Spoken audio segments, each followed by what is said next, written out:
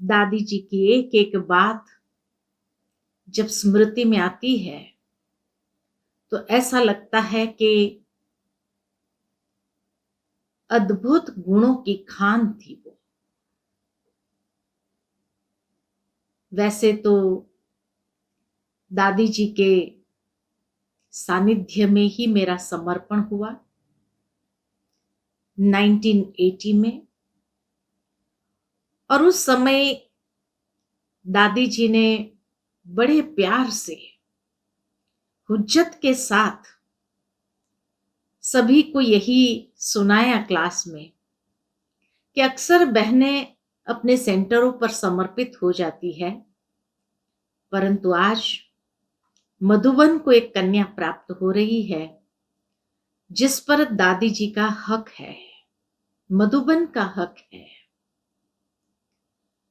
मुझे बहुत अंदर में ये महसूसता हुई और उस दिन से लेकर के यही फीलिंग आई, मैं मधुबन निवासी हूं। उसके बाद दादी जी ने विशेष मुझे बॉम्बे भेजा, लेकिन ये कहते हुए ही भेजा कि जब भी मधुबन की आवश्यकता होगी तो दादी तुझे जरूर बुला लेगी। मुझे हर समय ये फीलिंग रहती थी मैं मधुबन की हूं।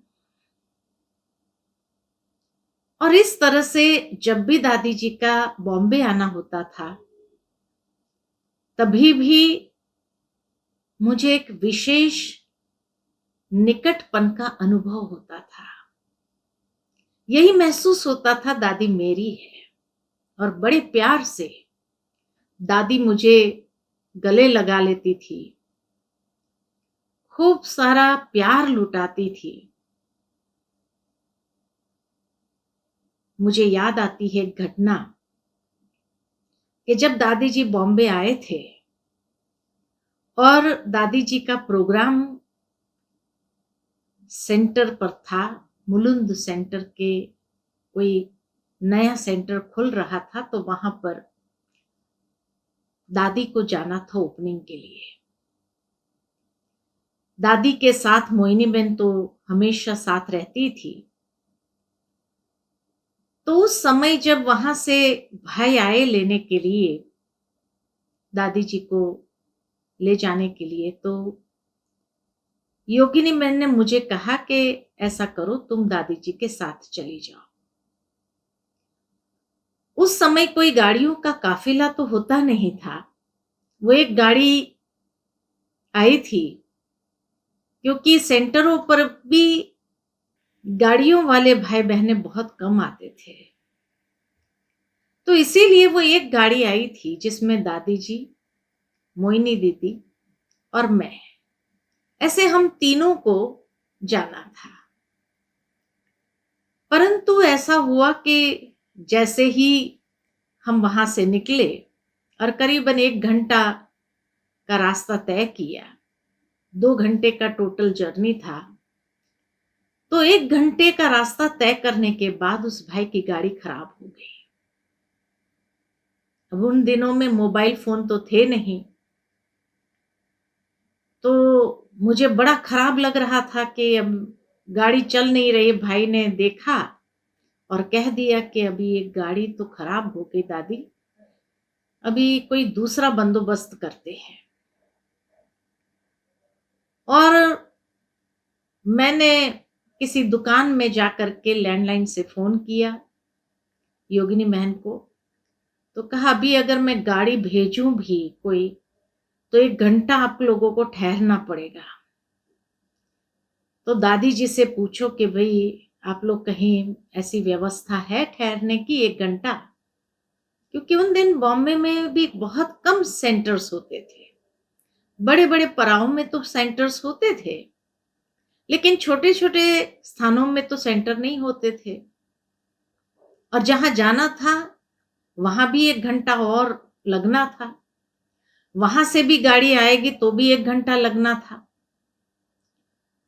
तो दादी जी से पूछा कि हम 1 घंटे के लिए वेट करना पड़ेगा, जब तक दूसरी गाड़ी आए। तो दादी जी इतनी निर्माणचित, दादी जी ने कहा कि हम 1 घंटे के लिए वेट करेंगे, वहां कितने भाई बहनें खड़े होंगे, क्योंकि ओपनिंग का जो टाइम दिया था उसके हिसाब से तो सारे भाई बहनें एकत्रित हो गए होंगे।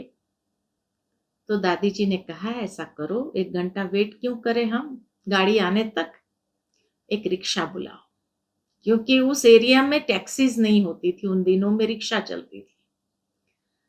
तो दादी जी ने कहा ये रिक्शा बुला लो, और हम 3 ही तो है, तो तीनों बैठ जाएंगे रिक्शा में और पहुंच जाएंगे। मुझे बड़ा खराब भी लग रहा था कि दादी जी को मैं रिक्शा में कैसे ले जाऊं, लेकिन कोई टैक्सी नजर नहीं आ रही थी, क्योंकि टैक्सी मेन बॉम्बे में चलती थी, पराओं में इस तरफ नहीं चलती थी, रिक्शा ज्यादा चलती थी। मोहिनी बहन के तरफ मैं देखने लगी, मोहिनी बहन ने कहा हाँ दादी ने कहा है ना, चलो एक रिक्शा कर लो, पहुंच तो जाए टाइम पर।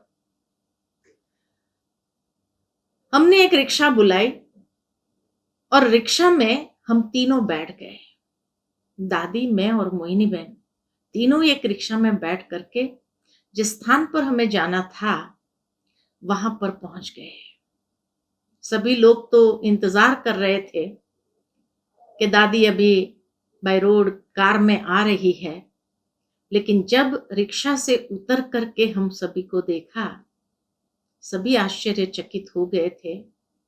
लेकिन उस समय मैंने दादी जी की यह निर्माणता देखी कि दादी जी को यह भी नहीं कि भाई दूसरी गाड़ी आने तक हम वेट करें, ये दादी जी को ज्यादा चिंता थी। इतने भाई बहने इकट्ठे हो रहे हैं और हम कितना समय लेट पहुंचेंगे, 1 घंटा गाड़ी आने तक रुकेंगे और 1 घंटा जाने, 2 घंटा हमें रुकना पड़ेगा, इतना टाइम वेस्ट क्यों करें, समय पर पहुंच जाना ही उचित रहेगा। और उसके लिए दादी रिक्शा में बैठ करके हमारे साथ चली। ये दादी जी की निर्माण था, हमने उस वक्त अनुभव किया।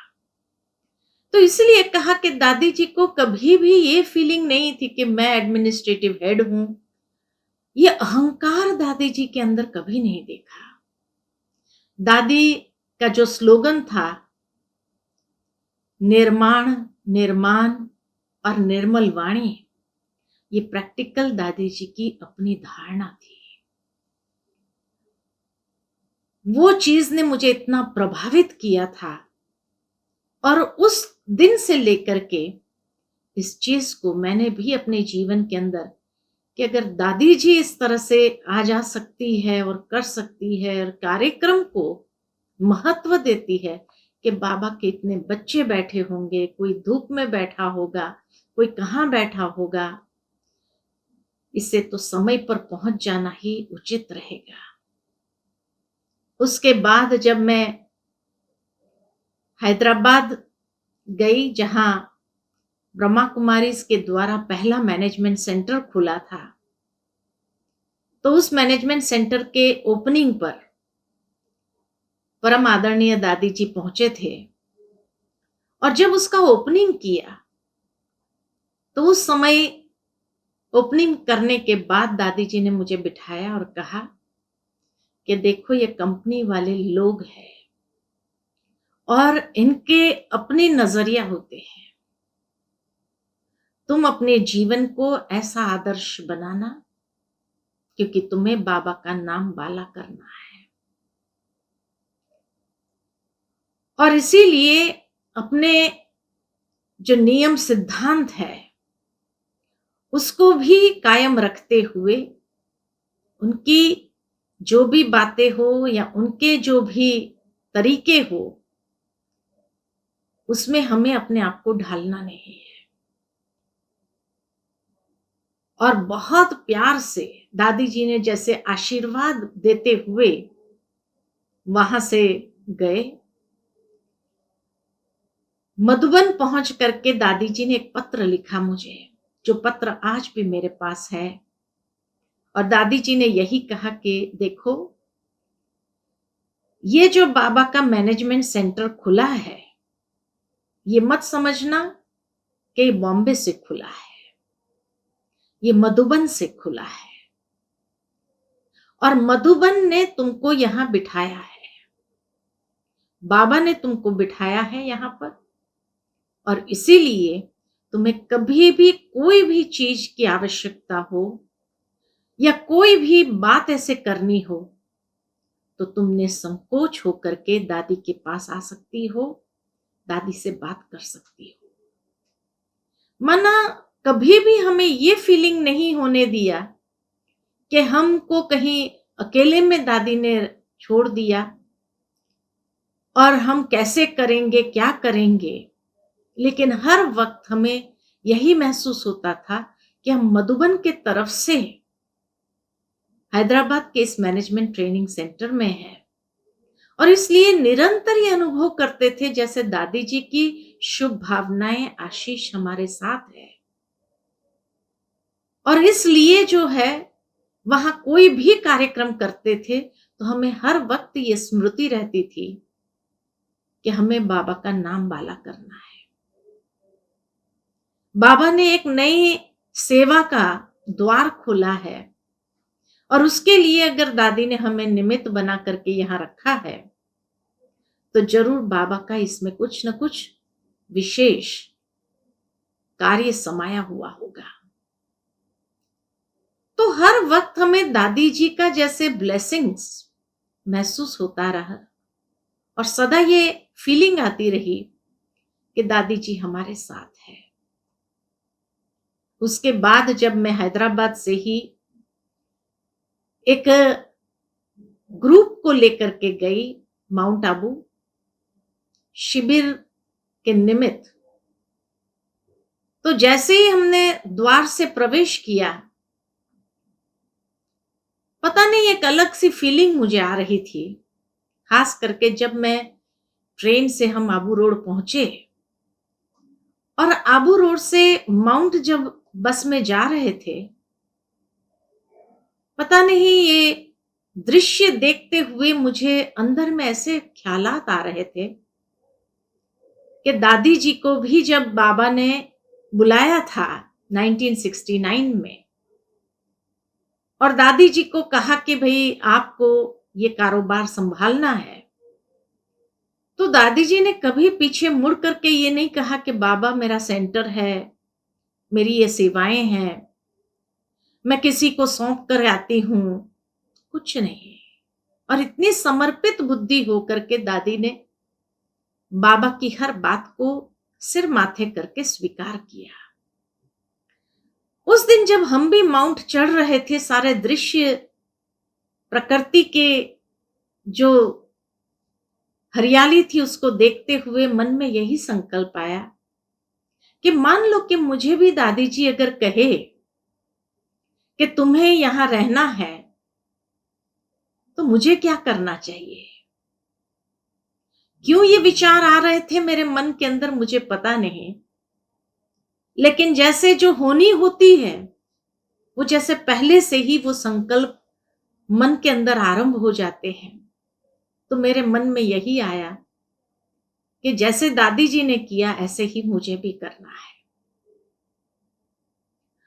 और इसीलिए जैसे ही मैं गेट में प्रवेश हुई ग्रुप को लेकर के और शशिबेन के ऑफिस में गई, दादी जी आंगन में बैठे थे और दादी जी ने हाथ के इशारे करते मुझे बुलाया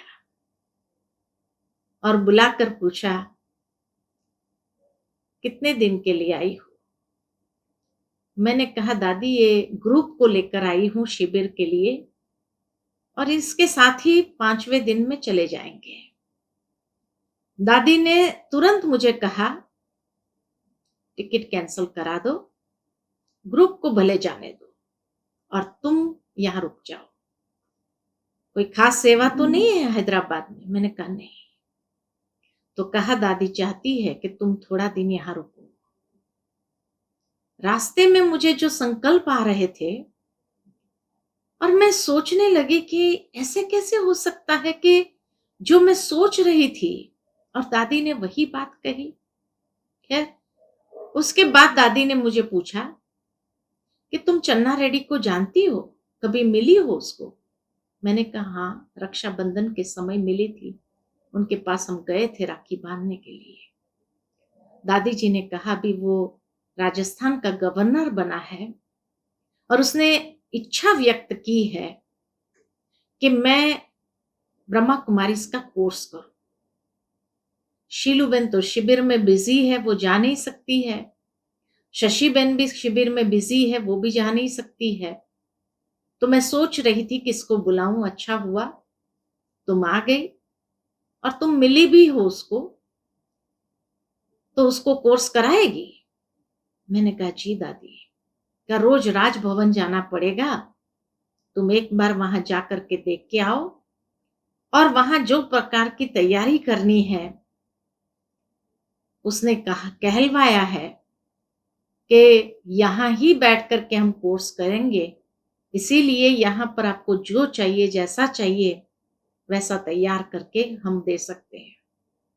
मैंने कहा दादी अगर बाबा का कमरा जैसा कुछ बनाए, बाबा का फोटो अगर वहां लगाए और वहां बैठकर करे तो एक वाइब्रेशन, और नीचे सफेद चादर अगर बिछाई जाए तो बहुत अच्छा रहेगा, एक वाइब्रेशन बना रहेगा।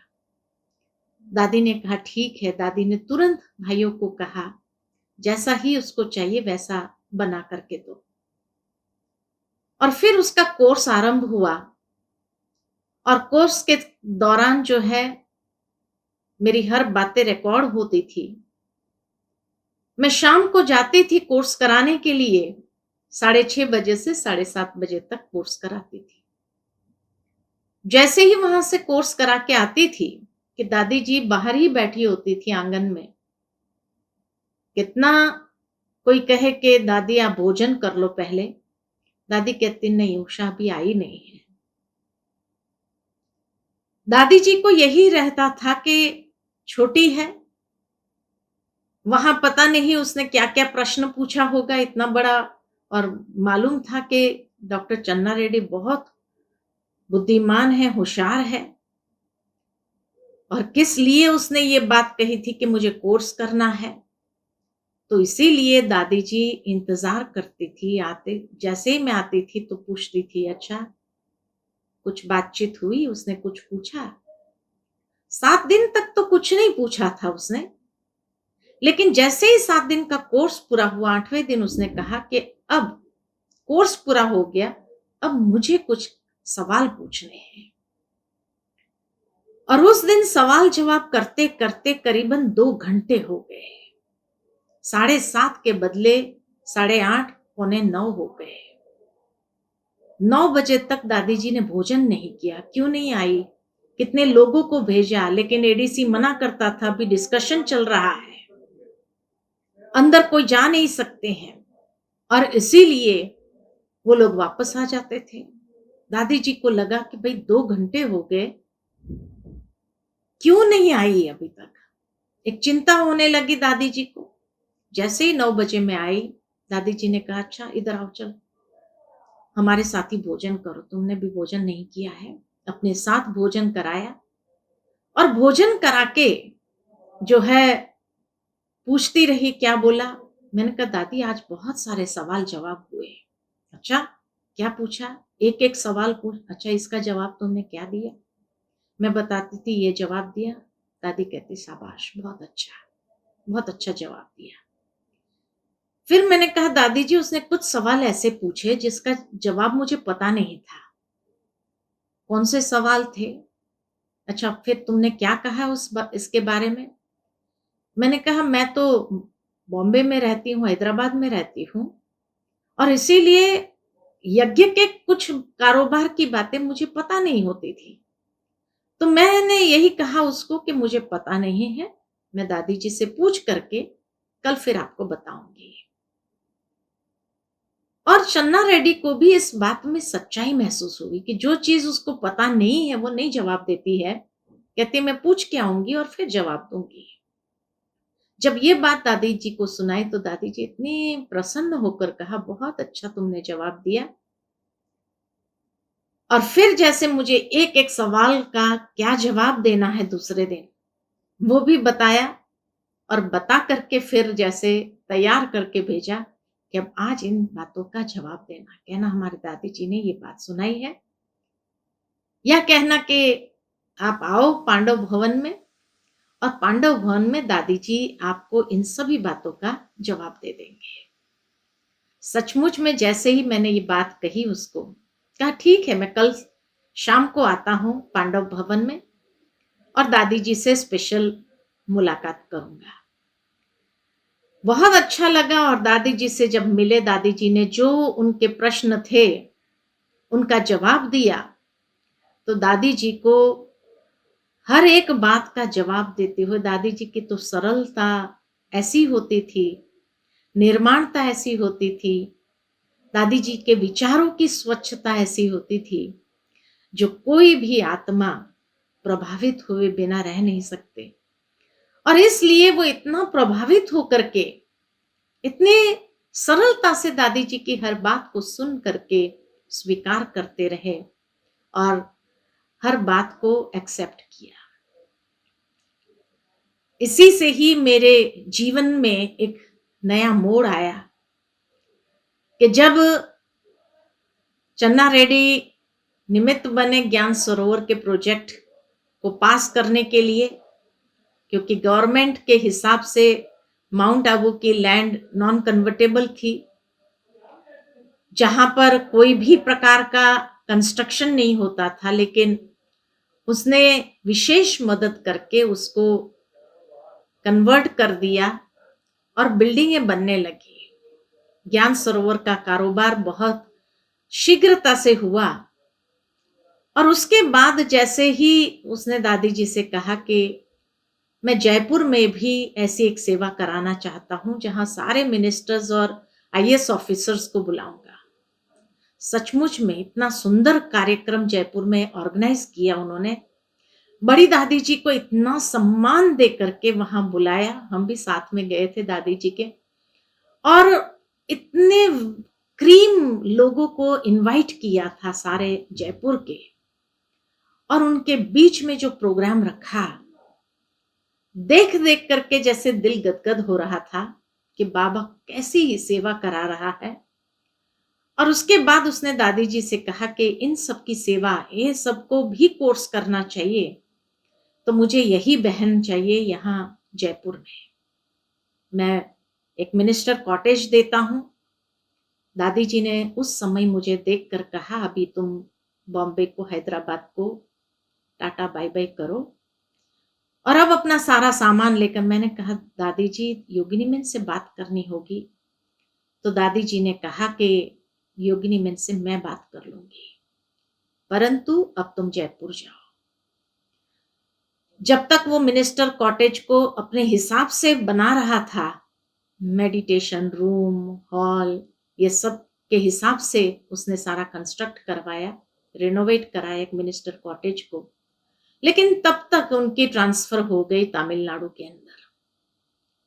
और तब फिर दादी जी ने कहा अब तीसरा सेंटर खोलने की आवश्यकता नहीं, क्योंकि उन लोगों ने वापस मिनिस्टर कॉटेज तो ले लिया। तो दादी जी ने कहा भी ज्ञान सरोवर बन रहा है।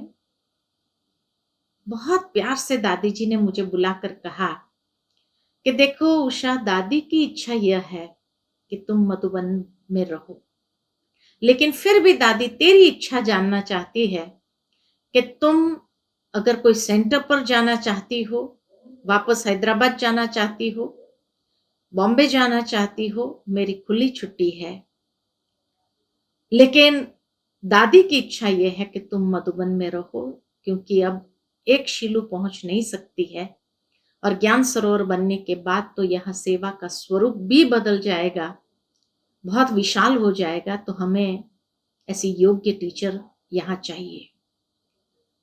मेरे मन में आया कि दादी जी एडमिनिस्ट्रेटिव हेड है, वो चाहे तो हमें ऑर्डर कर सकती थी कि अब तुम यहां रहो, तेरे को कहीं जाना नहीं है। लेकिन फिर भी दादी इतना निर्माण होकर के मुझे पूछे, तेरी क्या इच्छा है, सेंटर पर रहना है या मधुबन निवासी बनना है? मैंने कहा दादी, आपकी इच्छा बाबा की इच्छा है, और इसीलिए मुझे कोई आपत्ति नहीं है मधुबन निवासी बनने में। सचमुच दादी जी ने जैसे ही ये बात सुनी, तो इतना प्यार से मुझे गले लगा करके इतना प्यार दिया। और दादी जी ने कहा कि तेरे को हमने ही भेजा था बॉम्बे, तुम तो है ही मधुबन की, और इसीलिए दादी जी भी यही चाहना रखती है कि तुम मधुबन में रहो। लेकिन हाँ, मधुबन में रहने के लिए एक बेहद का घर है, बेहद की भावनाओं के साथ यहां रहना होगा। सेंटर छोटा सा स्थान है, वहां जो बातें आती है और यहां जो बातें आएंगी, उसके लिए दादी तेरे को पहले ही सतर्क करती है। ये भाइयों का घर है, बहुत सी बातें आ सकती है, लेकिन कोई भी बात हो तुम आकर के मुझे सुना सकती हो।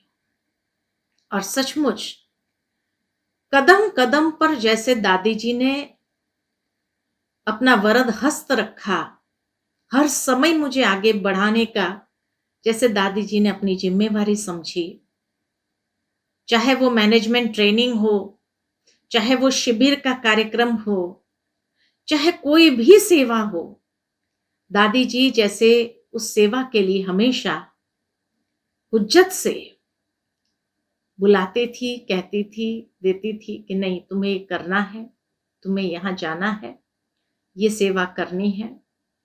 और मुझे बहुत खुशी होती थी इसी बात की कि डायरेक्ट दादी जी के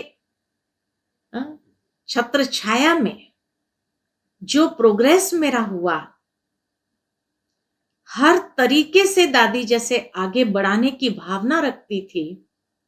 दादी जी जब देखती थी कि किसके अंदर कौन सी विशेषता है और उस विशेषता को देखते हुए उसको आगे बढ़ाने के लिए जैसे ही डायरेक्शन देती थी, तो बस उस डायरेक्शन के आधार पर चलते हुए प्रतिदिन आगे बढ़ना, हर कदम में प्रोग्रेस अनुभव करना, आध्यात्मिक जीवन के अंदर उन्नति का अनुभव करना, ये हमने दादी जी से जैसे वरदान के रूप में प्राप्त किया। और इसीलिए मधुबन आने के बाद विशेष सेवाओं के निमित्त दादी ने बनाया, चाहे मैनेजमेंट ट्रेनिंग को लेकर के मैनेजमेंट की जो सेवाएं होती थी, मधुबन से अनेक कंपनीज में भेजने का कार्य दादी जी का जैसे विशेष प्रेरणा रहती थी। और जब भी कोई ऐसा इनविटेशन मिलता था और दादी जी को कहते थे, तो भी जैसे दादी बहुत खुशी से हमें छुट्टी देकर के भेजती थी। जब भी कोई शिविर का ग्रुप आता था दादी जी से मिलने के लिए, तो उस शिविर के ग्रुप में भी ये महसूस करते थे हम कि उस शिविर के ग्रुप में जब बैठते थे तो दादी जी हमें कभी भी नाम से नहीं पुकारती थी। चाहे मैं हूं, शीलूबेन थी, लेकिन उन शिविर वालों के सामने दादी इतना रिस्पेक्ट और रिगार्ड देती थी, उषा बहन, शीलू बहन कह करके ही जैसे हम हमसे बात करती थी शिविर वालों के सामने। एक दिन मैंने ऐसे ही जस्ट दादी को कहा कि दादी आप हमको उषा बहन क्यों कहती हो उन लोगों के सामने, आप तो इतने बड़े हो, आप नाम से भी बुला सकते हो। दादी ने कहा नहीं, जो कर्म मैं करूंगी मुझे देख सब करेंगे, और इसीलिए तुम लोगों के प्रति इनकी भावनाएं होती है, उनका रिगार्ड होता है, तो उस रिगार्ड को बनाए रखने के लिए हमें भी वैसे ही कहना होता है। कहने का भावार्थ के दादी जी हमेशा इस बात का भी ध्यान रखती थी कि जो शिविर वालों को आपने शिविर कराई, उनका आपके अंदर कितना भाव है। हम खाली नाम लेकर के करेंगे तो उस भाव को कहीं ना कहीं तोड़ने का काम करते हैं। इसीलिए दादी उनके सामने हमें इतना ही रिस्पेक्ट रिगार्ड देती थी, और उससे उनके अंदर भी इतना रिस्पेक्ट रिगार्ड कि इतनी बड़ी संस्था की हेड, वो आप लोगों को भी, इन शिविर वालों ने हमें कहा भी इस बात को कि इतनी बड़ी संस्था की हेड, और वो आप लोगों को उषा बहन, शीलू बहन इतना रिस्पेक्ट रिगार्ड देते हैं, ऐसा हमने कभी किसी संस्था में नहीं देखा। तो इसीलिए आप लोग जो कहते हो उसकी प्रैक्टिकल जीवन में धारणा है, ये हमने यहाँ पर देखा और कहीं नहीं देखा कि जहाँ आपकी हेड इतनी निर्माण हो तो नेचुरल है कि वो धारणाएं आप लोगों के जीवन में भी हमें देखने को मिलती है। बातें तो अनेक है, एक एक बात के लिए भी आज दादी जी की याद आती है। अनेक ऐसी घटनाएं हैं जिसका स्मरण करते हुए ऐसा महसूस होता है कि सचमुच बाबा ने इसीलिए शायद आगे के एडवांस पार्टी के कार्य में भी विशेष तेजी लाने के लिए दादी जी को ही चुना और अपने साथ ले लिया। लेकिन आज अगर दादी जी प्रैक्टिकल में यहाँ होते थे तो नेचुरल है कि इस संस्था को और भी ऊंचाइयों पर जो पहुंचाया है और भी प्रत्यक्षता के लिए दादी जी जरूर निमित्त बन जाती थी। और ये कार्य सारे विश्व के अंदर जिस तरह से दादी जी के नेतृत्व में दिन दुगुना रात चौगुनी बढ़ता रहा, ऐसे ही आगे बढ़ता रहे। अच्छा, ओम शांति।